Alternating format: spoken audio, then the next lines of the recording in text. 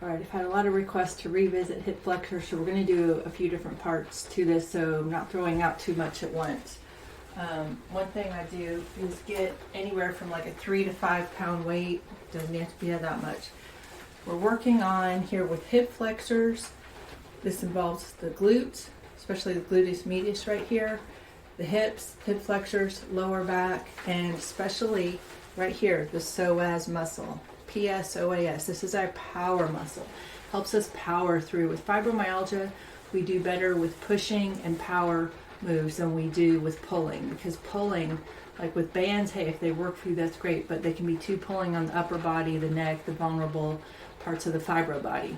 So one thing I do is I take a weight, and it can be a low weight. We're not actually, it's not sitting on our leg, we're holding it, but we're going to do leg lifts, low and then high, low and then high, and about 8 reps.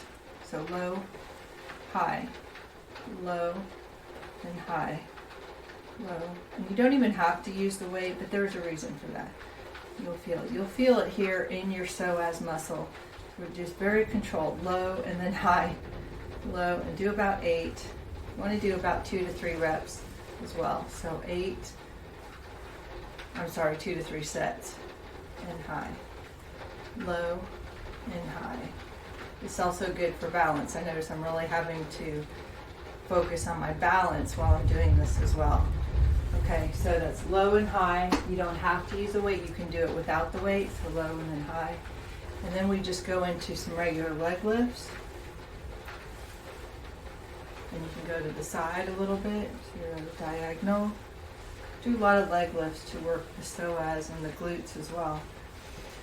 Then instead of doing with fibro, we want to really be really careful with static stretching. It doesn't always work, and that's why yoga and other things have to be careful. You can incorporate some, but a lot of people with fibro not really good doing a whole class of yoga.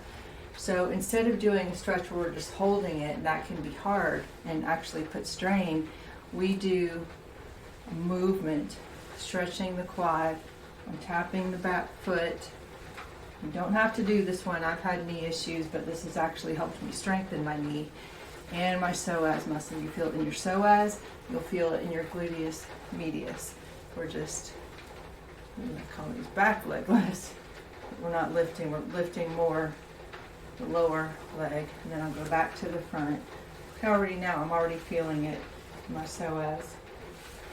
Another thing, you know, if you have a hard time getting on the floor and you see people doing these glute exercises on the floor where they're leaning on their knees, yoga, again, a lot of leaning on the elbows, the hands and knees, lower back.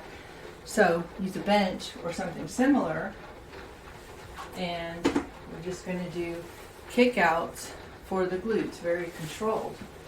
So I'm just holding, and the opposite leg that is not kicking out, my heel is going to lift up a little bit, but you may not be able to closely see it. So I'm kicking out with this leg, my other heel as I'm kicking out, slightly. So lift, kick and lift the other heel at the same time. So I'm feeling it there in my glutes. Again, I'm not leaning on any body parts or my knees. Other leg, kick out and lift, lift, lift, push, very controlled. So you're feeling it in that glute area. And that's where I want to feel it.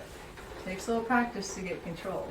Another thing we can do again with your bench, lean one knee, but don't lean too hard on your knee and just pull over. You probably see me do a lot of these in the article on hip flexor.